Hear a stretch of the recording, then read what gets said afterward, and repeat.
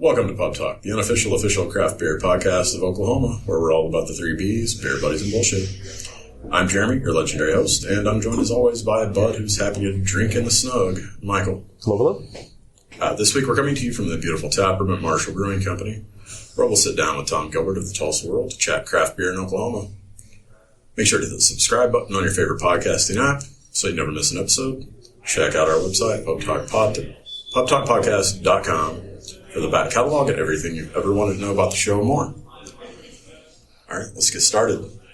So, first of all, thank you for being here with us. Thank you. Sure. Happy to be. We generally start off these episodes with a guest, but just kind of have you introduce yourself to everybody, who you are, what you do. Well, Tom Gilbert. I've been at the Tulsa World for 31 years. I think I started the What the Ale blog in 2013. And but I've always been a beer nerd. I've brewed since I was 13. I've done a lot of things with beer, but I sort of was forced into the blog because I'm a photographer, and writing is not one of the things that it didn't come naturally. Okay. But it's really helped me grow as a person because I learned how to write, or maybe write better. and it's just fun to do. I mean, I've probably gotten more notoriety as a blogger than 30 years or 28 years of being a photographer. Okay. Just because my stuff's written, maybe people see a photo, but they look at byline. Yeah. Of course, see the name. Yeah, they see the name, but yeah. it's a little bit different. So. Yeah. But yeah, I've been a photographer for a long time. My family moved to Saudi Arabia in 1979. I started shooting photos. I was 12, 13 at the time. That's when I first experienced brewing, because in Saudi Arabia they don't allow alcohol. So I lived in an American compound.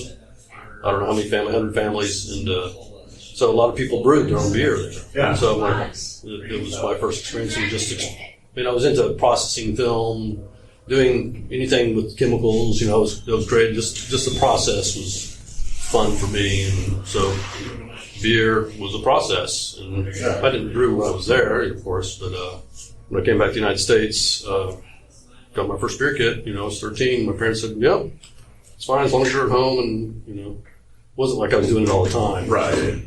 Sort of a fun thing to do. Yeah. It's like an easy make on it, right? But for beer. Yeah, exactly. It was awesome. And my parents have always been supportive, and as long as I've been responsible, like you should be, Yeah. It was a good experience. And then I was my sister, when we moved to Saudi Arabia, she moved to Munich. So when I was a junior in high school, I spent the summer in Munich. Well, actually, Europe, just used Munich as a home base, and so that culture, was just this is the best culture in the world because it's sort of surrounded by beer. Yeah.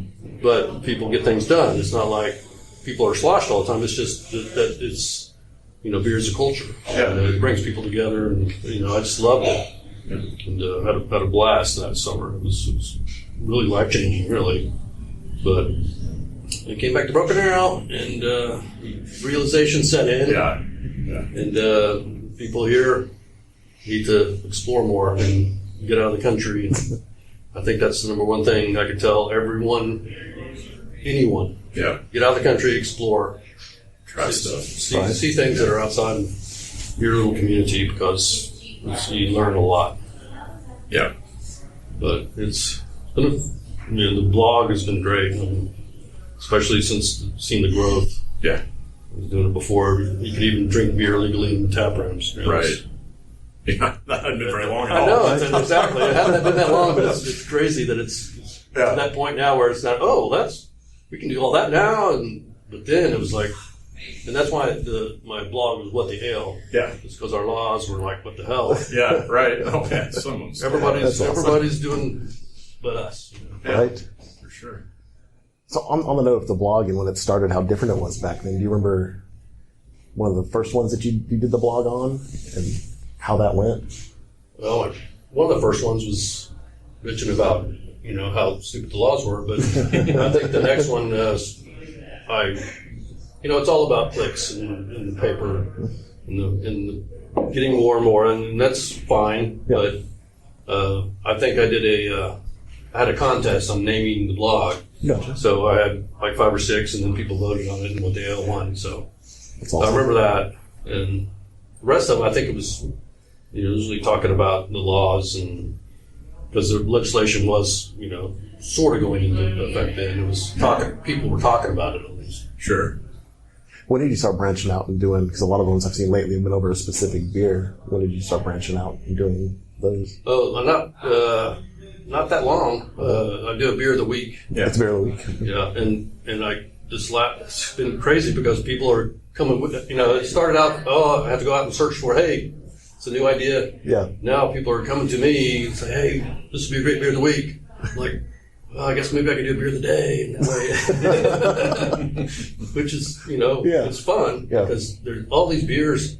They're either something that the brewer, I'm really proud of this, or one that they want to push, or one that's completely unusual. I mean, and you've probably had lots of beers, and the variance of beers compared to wine. I mean, I'm not a wine. I don't drink very much wine, but all red tastes like a red. That tastes like a red. I know. Yeah.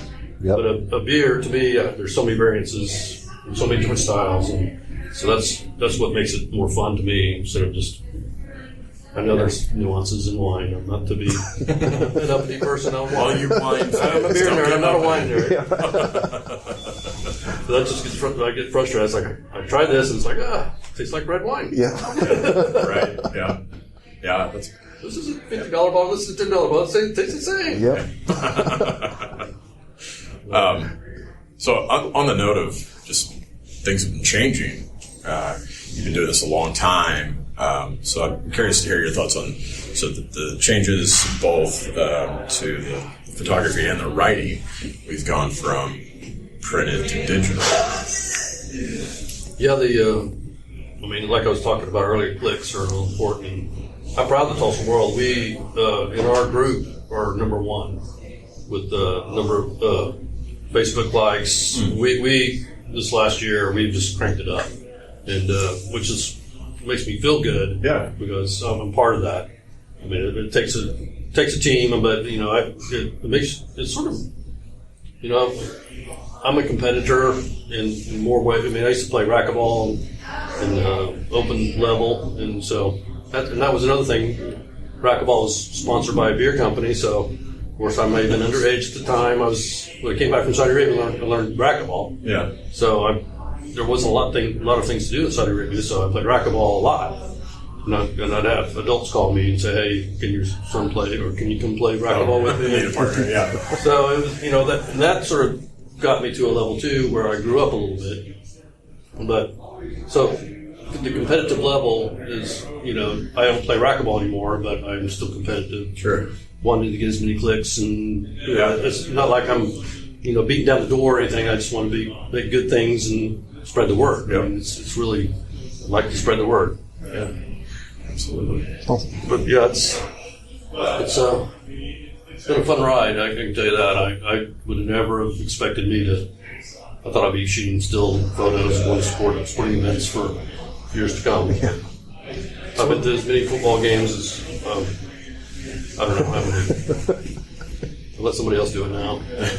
Actually, my son played at TU, and I got real involved at that point and had a blast. But working 6 days a week is a lot of, it's a lot of days. You got to relax a little bit sometimes. Yeah. So just kind of on the same note, I'm curious, was it kind of a seamless transition from the print to the digital? No, it's still not seamless. Okay, okay. It's basically, I got to think about 2 different things. I got to think about print. I got to think about stills. For stills for the print. Right. And video. I mean, I shoot video. Yeah. On all my blogs, I shoot videos.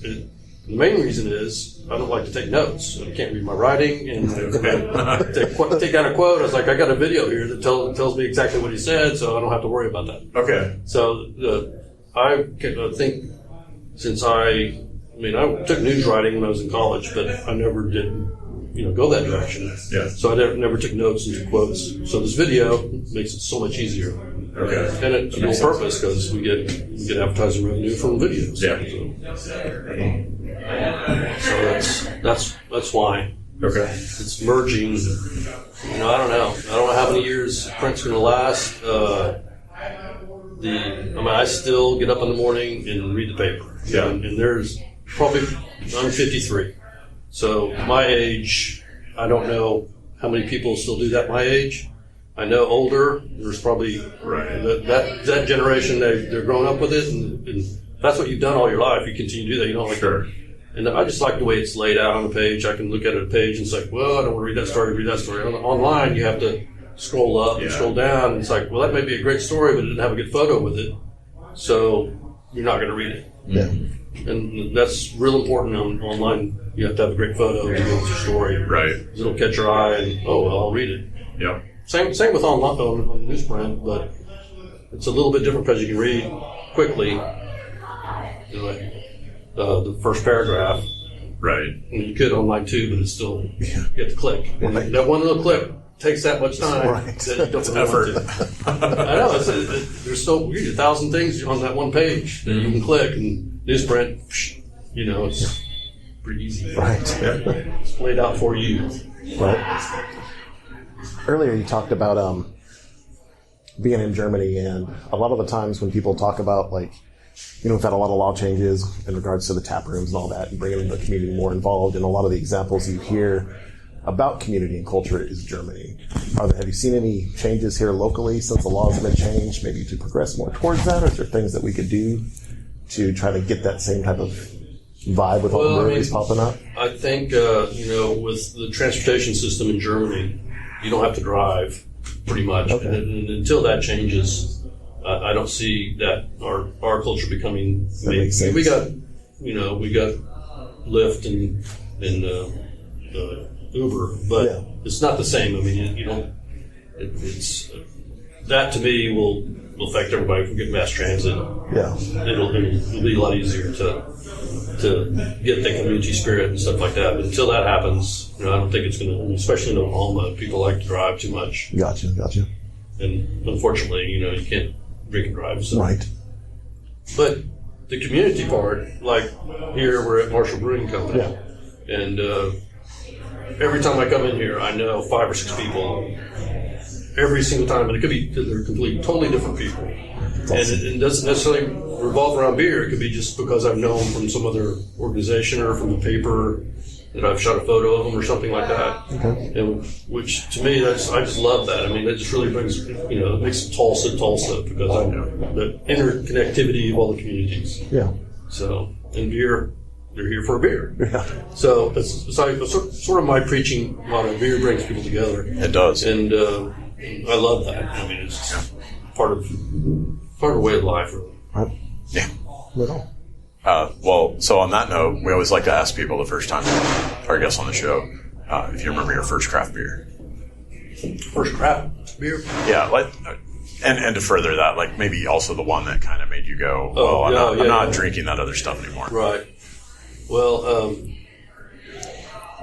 probably, and this was when I was in Europe, because, we were in Oklahoma. Yeah, I made beer, but I wouldn't consider it really good, compared to what we have today. It was homemade beer, home-brewed beer. The beer that Heineken probably back in 1980s. Right on. That was a beer that was better to me than anything else. And when I was in Europe, I went to Amsterdam and went to the Heineken factory. And I tell you, that's why these tap rooms are so successful. When you meet the brewers, you meet how it's produced. It makes a whole bunch of complete difference in how you see things. Yep. You get to see the process. You see the people that are making it. You meet the brewmasters. Yeah. I didn't necessarily meet the brewmaster in Amsterdam, but I drank the beer and had the tour and was like, oh my gosh, this is so much better. And of course, the Heineken there is different than the Heineken here. Yeah. But Heineken probably, now I was like, I probably wouldn't even buy a Heineken. Right, yeah. That was fancy back then. Right. It's like, that's good then, that's something good now. Yeah. I mean, it's fine, but, But yeah, and then always probably the American version of Sierra Nevada. I was Sierra Nevada. Yeah. The Pale Ale is one of those you can't go wrong with. Right. I think a lot of people feel that way. They sort of pushed the envelope and made craft beer what it is today. Do you have a favorite style of beer that you like to drink, or styles that you like to drink? Yeah, I mean, I typically drink IPAs,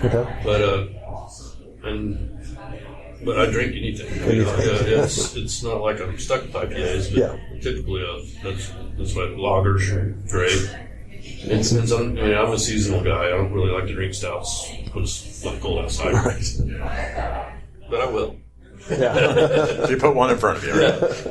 I think, the other thing is, what's your favorite beer? This one right here. This is my favorite beer because I'm drinking it right now. Right.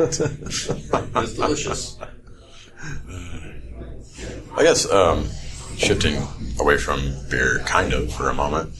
So Tulsa seems like it's kind of an upswing right now, right? Kind of in a renaissance period. I'm curious, someone that's covering a lot of this stuff, if you've got any favorite things that have already happened, or any that maybe we can look forward to that you're most looking forward to, I guess is what I'm saying. Well, I mean, I've always thought of that L.A. Nelson and McNally's reshaped downtown. I mean, they brought people downtown. That's what they did. Yeah. And what do they sell? They sell beer. Right. They also sell food. But again, if they just sold food, I don't think they'd be in business right now. Probably not. And there's so many of those that just sort of grew from there. And I love the energy they spread. I mean, the McNally's group has done a tremendous job with spreading that word with Festival Hall. I mean, they're beer-centric places usually. Yeah. But just the downtown, I mean, I remember going to, actually it was where the tavern is now. Okay. I can't remember that. So it's not Main Street. Yeah, it's Main.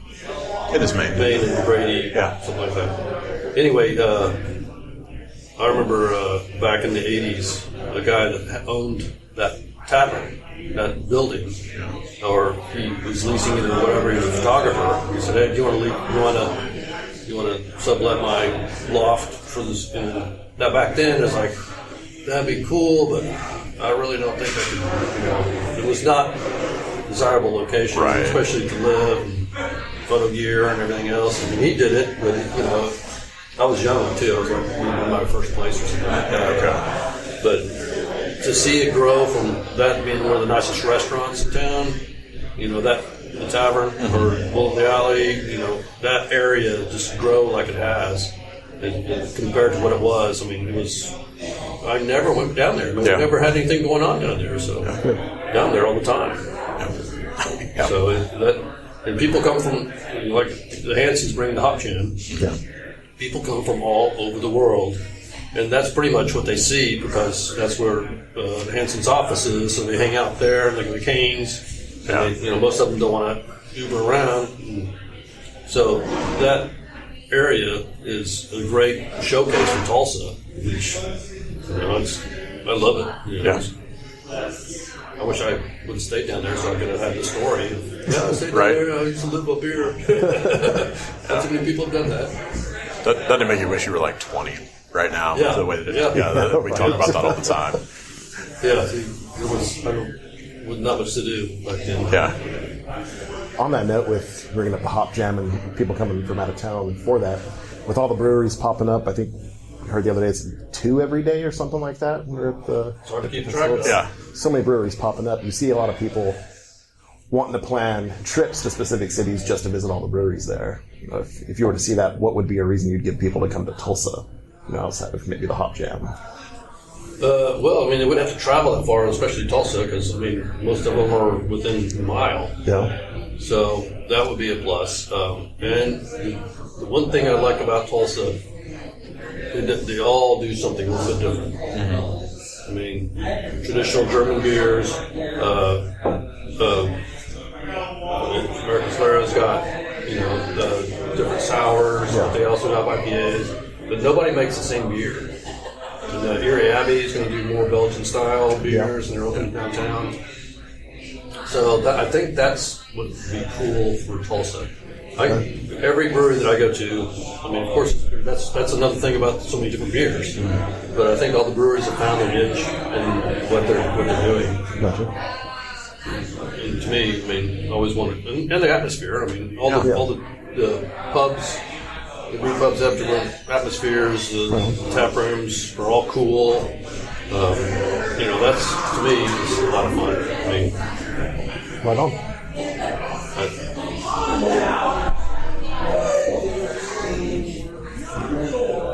So you have obviously interviewed a lot of people. I think you've probably talked to every brewery in town. But are there any? Is there anyone that you're looking forward to talking to that you haven't yet?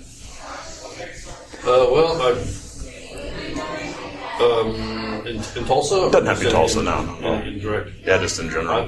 What's happened is I was doing all of Oklahoma. If there was a brewery, that was when we didn't have that many breweries opening up. Yeah. So I go to Oklahoma City, and whenever one opened up there, I would do a story on them. Mm-hmm. And Tulsa got as big as it's getting, and then Oklahoma City started doing the same thing, and that's like, I just don't have time to go back and forth to get the Oklahoma City breweries and the Tulsa breweries. And that's the one thing that I wish I could do. I mean, I wish I had more time to do that. To get done. It's because Oklahoma City's got a great beer scene too. Yeah. I think it's a little bit behind what Tulsa is, and it's getting close to being the same. But they're brewing their district. Their brewing district is becoming a brewing district. Yeah. And we sort of are too. Yeah. But I think we're just a little bit ahead. I don't know that much, but I wish I could. There's a place in Bartlesville. It's called the Dollhouse. Yeah, Dollhouse Road. Yeah. I want to talk to them. There's a place in Bixby that's going to open. I mean, there's always something new on the horizon, and that's what's fun. I mean, I do the beer of the week, but I want to talk to these guys who have been home brewing for 20 years and decided, I'm going to take the step and do this full time. Yeah. It's like, well, let me tell you, it's not as easy as you think, and they all know that. I think it's just. It's fun to see the risks that people take, and they're passionate about their beer. They're passionate. I think what's great is there's breweries opening in these smaller communities. Yeah. Because we got Ponca City pretty much started the small community, and it sort of blossomed with Vortex. And then Bartlesville's getting one. Broken Bow's had one. I think Lawton's got one. Prior. Fat Toad. I mean, it's like, you guys are awesome. I mean, you did this, and it's growing, and they want to do a restaurant now. It's like, this is what small business is supposed to do. They've got the one law that changed, 424 changed everything where you can sell your beer. So it's amazing that one simple thing like that can change the whole industry. And that's what I'm proud of Adam Marshall for, pushing for that and helping with that. Because otherwise, we'd still be drinking 3-2 beer. Right. Yeah. Which there's nothing wrong with 3-2 beer if you like that stuff. Yeah. But I'm sorry.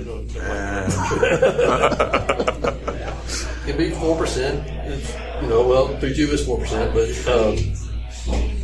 just be able to drink what's the style, not to. Yeah. Not to have to dilute it, essentially. Yeah. So, one of the. Gesture King in Austin, sort of a destination place. Not getting off topic, but I went down there in the summer and interviewed him and looked at what he's done. Yeah. And when I look at Rapture Brewing, it's like, you guys can be the exact same thing as this. So, and it's because it's about the same distance from Tulsa. Mm-hmm. It's a beautiful land, and they're doing it. I mean, I think it's going to be successful. Just I went out there. You guys have been out there. Yep. It's a blast. Yeah, it's awesome. Away from Tulsa, not that far away. That wasn't me. That was a party fell off somewhere. Poker chips. Kind of changing the subject a little bit. One of the topics we like to talk about on each show are festivals that happen all the time. Recently, we just had Wild Brew, another awesome festival. Are there any that you specifically look forward to every year, or do you just all of them? Yes, all of them. I love them, but sometimes it's overwhelming because I'm the type of person that I want to talk to everybody. Yeah. Like every brewer, and like Hot Jam, there's 100 brewers or more it's than impossible. 100. You can't talk to everybody, so you go as fast as you can and just hit them. Yeah. But I have a blast. I mean, it's never not fun. I actually helped out with First Draft. Okay. First Draft's 15th year. Right on. So Wild Brew is 21 years. So back at 15 years ago, we still did not have any. All our good beers were imported. Yeah. We didn't have. I mean, chalk was around, but so I grew First Draft in 2011 to 2016, and I said I can't do it anymore because it's sort of hard to do both. Yeah. Be a blogger, and I mean I knew everybody, but it's like I'm not gonna. It's sort of a hard deal. But it was to raise money for scholarships, and which I was proud of. We did really well, and we moved First Draft to One Oak Field, and I was, Harvest is now moved to One Oak Field. Yeah. And so we moved. Our First Draft is now somewhere else. Because they did it later in the year, and it can be, you never know in Oklahoma. In October or November, if you're going to have a 50-degree night or a 20-degree night. I think they had too many 20-degree nights. Yeah. Last year For was First Draft. 20-some degrees. Yeah, for I sure. missed like this only year. Well, I missed a lot of First Drafts because it was on Friday nights. But when not when I was, producing it. But Right. the inside venues are nice. I see it. I see it. And I think the Rotary Club of Tulsa is getting involved in a beer festival now with a gathering place. So, you're getting to that level where everybody sees the opportunity for beer and craft beer and all the breweries and bringing people together. But I also see all the craft beer guys being pulled thin because they all want to go to these festivals. And the people want it, but the brewers are like, man, how many festivals are we going to do? Yeah, don't do two in one day. We had Wild Brewing First Draft forever, and that was the only thing going on. And now we got this festival, this festival, Yeah. which is, for me, it's great, but for the brewers, I feel, that's pretty tough for them. Yeah. Yeah. Plus, everybody wants free beer. Yeah. Yeah. Yeah, I think they're having to kind of pick and choose a little bit now. Exactly. Yeah. So, I can't remember your question, but I guess I maybe rambled on enough. No, you hit it. Just favorite ones to go to, and Oh, yeah. actually hit another one I was gonna ask about First Draft. So Yeah, First Draft. Like I said, I wasn't involved in it from the beginning. Yeah. I mean, I went to it at the beginning, but I wasn't. Because I was the president of Tulsa Press Club, and they put it on since the beginning to raise money for scholarships. And it grew up from a little hallway deal to One Oak Field. Yeah. So, I mean, it grew with the industry basically. But they had, I remember they used to have the first couple of events, they had we have a German table, we have an Italian table, we have an American table, and that's, we had like 5 tables. Yeah. Oh, wow. And that was it. Yeah. Now you just like fill up One Oak Field, the whole However many you fit. full of beer.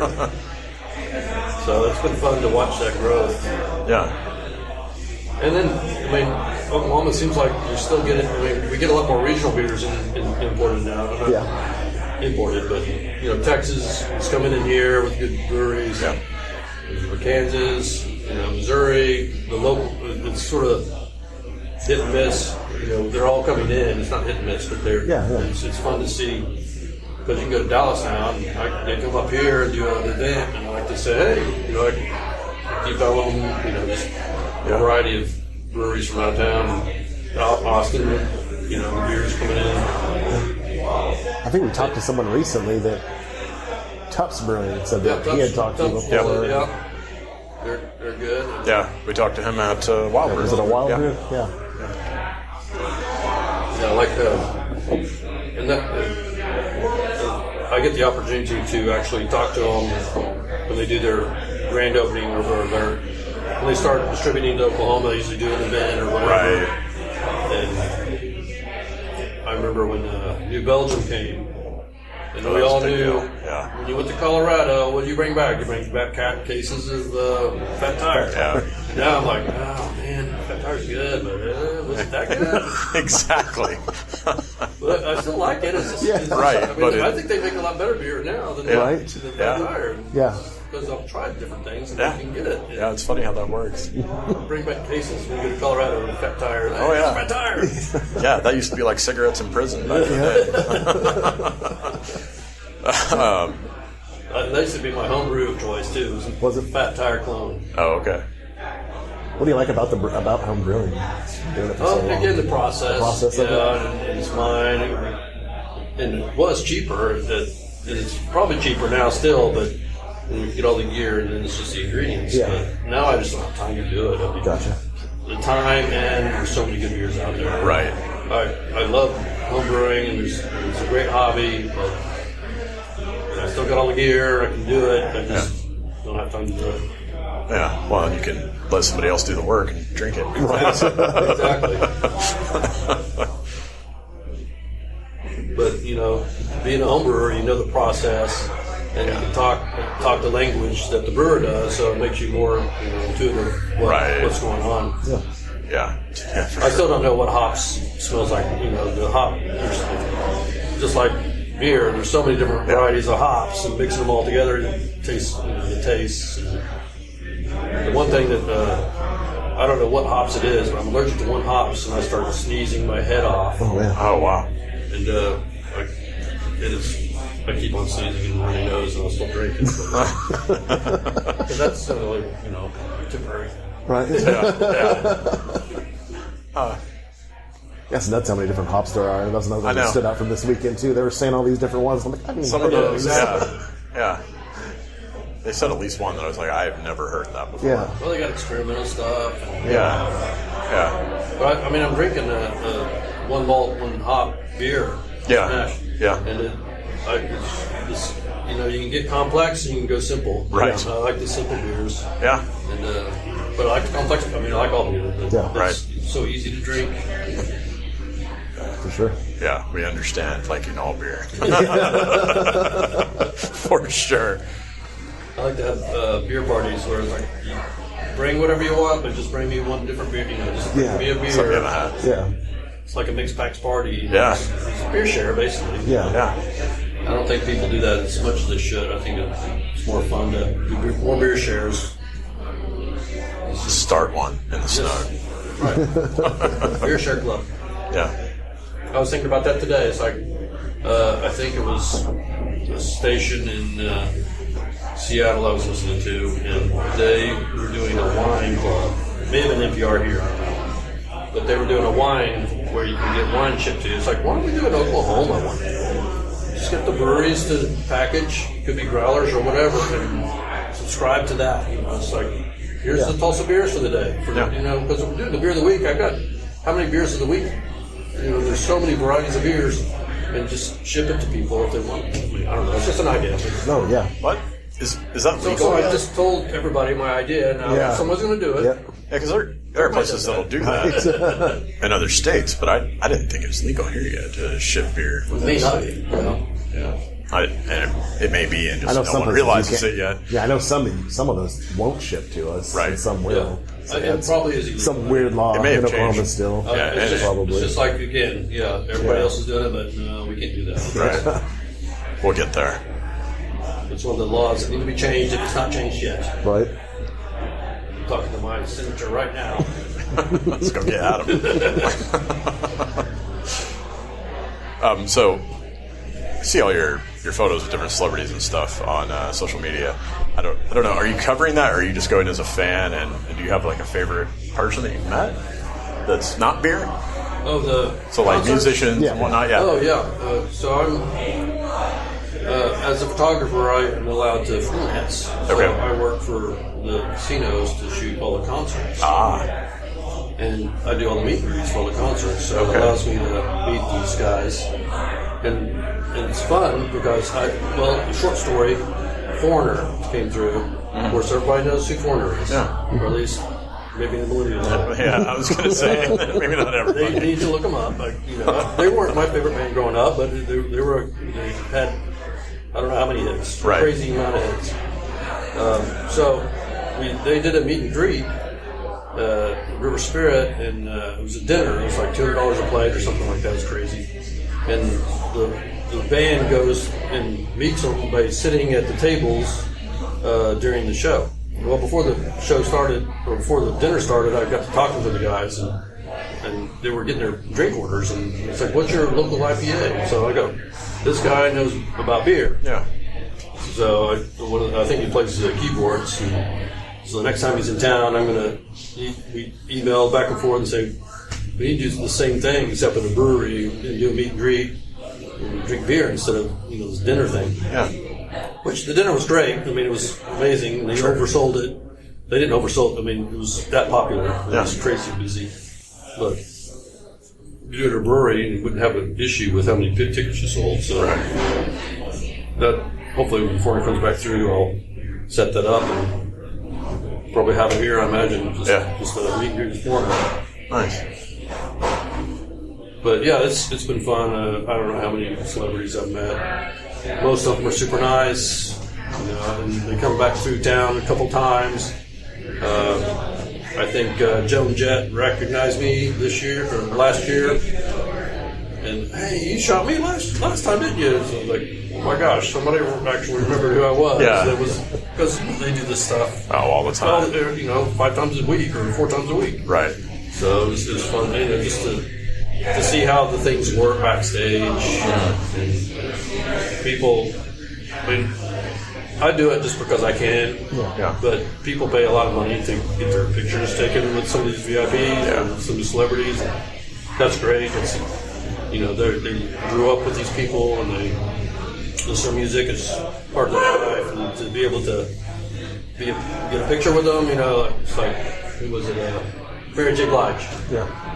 I knew she was I knew she was famous, but I had no idea about anything. Yeah. Super nice lady, great show, fantastic, and I got my picture with her. So it's like, awesome. oh, cool. Yeah. But it's there's some of them that will let you take pictures with them, and some of them, it's like, okay, off.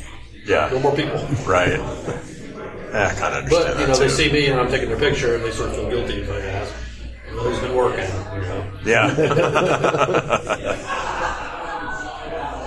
But it's great mixing it up, and also, I go out backstage and see what kind of, they always have a rider, what beers they have backstage. Yeah. Get to see what a lot of them are local beers. That's awesome. But some of them are like Club Ultra, and I'm like, oh my god. What are you doing? And they usually don't even drink them, they're just sitting there. Yeah. But it's a lot of fun. I mean, it's really best of both worlds. I get to cover beer, and I get to cover music. Yeah. That's how many people can do that? not a bad gig. It's a really good gig, and life is great right now. It's just fun to be able to do that. It's good. I can pretty much drink free, and I get to pretty much go to concerts free. That's pretty legit. Whatever show. So, Isn't that what most kids dream of to do? I'm just grow. You know what I'm trying to say? Yeah. but I didn't ask for it. I just sort of it was here. Yeah. It's just your pathway. It's worked out. You gotta find your pathway. That's awesome. Yeah. So the What the Hell blog, when does it come out a certain time each week, or? No, I try to do it once a week at least. Okay. But I know my beer of the week. I usually come out on Monday, but that could change with the popularity of it. But usually I do one a week. 1 week. Where can people find you? Just Tulsa World? Tulsa World, Okay. and I try to put it whattheL.net. Okay. I try to put a link on that site to go to the Tulsa World site, because the Tulsa World took away the What the L blog link, which was like, what the hell? Wow. Yeah. What the hell? But they just, I guess they had too many URLs or whatever. Gotcha. So it's like, go to whattheL.net, and then you can link back to my stories. Okay. Pretty much for a long time. Yeah. Awesome. Or search on YouTube for Google, if you have something specific you're looking for. Like American Slayer was Prairie. Those have been some of the most popular because the Shelton Brothers picked them up, and The Bomb. And it's like, so my stuff whenever that hits, Yeah. they have a fan base worldwide. Yeah. Okay. So it's amazing how many people click from all over the world because they can see what countries they're clicking on. Yeah. And it's just cool. Yeah. I didn't know about the YouTube one. Is it like a YouTube channel? Is it It's also World. It's on the Tulsa YouTube World channel? Yeah, Okay. Okay, that's awesome. but it doesn't give the advertising dollars like the Oh, But okay. it still gets hits. So There we go. I guess I don't know. It's the same video. Okay. But yeah, speaking of American Solera, they're moving next door to Marshall, which is next door to Cabin Boys, which is down the street from Nothing's Left. Yeah. And It's about to get nuts just- over here. It's crazy. And then I think Provisions is a wholesaler, but they're going to be across the street here. Who knows? I mean, there's lots of opportunities around this area. What's the name of the beach? Pearl Beach. Pearl Beach is down the street. Heirloom. Heirloom. Okay yeah. Distilling. Yeah, okay, distilling across the street. And, I see that. I mean, I've been covering that stuff too. Yeah. So, which has been a lot of fun, covering, what Hunter Gamble's been doing over at OK Distilling. Yeah. Because he's getting into brewing, he's getting into meads, and that's, once breweries are always going to be here. They've been here since forever. Yeah. But distilling, I think, is going to come if they get the laws changed for distilling, they have really bad laws for distilling. So once that changes, I think you'll see a lot more distillers going in. Nice. But that's just me. Yeah. All the Red Fork and OK Distilling make some really good products. Yeah. Support local. I mean, Absolutely. 100%. that money stays right here, goes Yeah. right back into people's pockets. And if you buy the big boys, it goes to Belgium. Yep. Nothing against Belgium, but Hey, I'd rather come and stay in Oklahoma. I'm not from there. Oklahoma's better. I don't mind visiting there. I'll support their economy when I go there, but I don't want to support my economy. Right? Exactly. Yep. That's why we do what we do, right? Yeah. Support local. Yes. Anything else you want to mention or plug while you're on the show? No, I appreciate the invite. Well, thanks It's a again. long doing time it. coming. I know I've been listening to you guys for a while and doing a great job. Appreciate it. I mean, it's all community. Yeah. Bringing up everybody. So Absolutely. again, support your local brewers. Go drink a beer. If you drink a beer, if you go to a grocery store, buy a local beer. Yeah. Anything you can do to help the local guys. Yeah. Absolutely. Thanks again. Yep. Thank you. Welcome. That guy said, "Don't let the door hit in the vagina on the way out." That was hilarious. Good idea. You've just listened to another round of Pub Talk. Thanks again to Tom for joining us at Marshall Brewing today. Make sure you hit up his weekly blog, What the L, for the latest and greatest in the Tulsa beer scene. If you like what you heard today, show us some love on social media at Pub Talk Podcast. And to continue getting alerts every time we drop an episode, don't forget to hit that subscribe button on your favorite podcast app like Apple Podcast or Spotify. You can also find out all you've ever wanted to know about the show and more by heading over to our website, pubtalkpodcast.com. And remember, folks, there's never anything too big or hard in life that you can't handle it over a few beers with your good friends. So until next time, just chill to the next episode.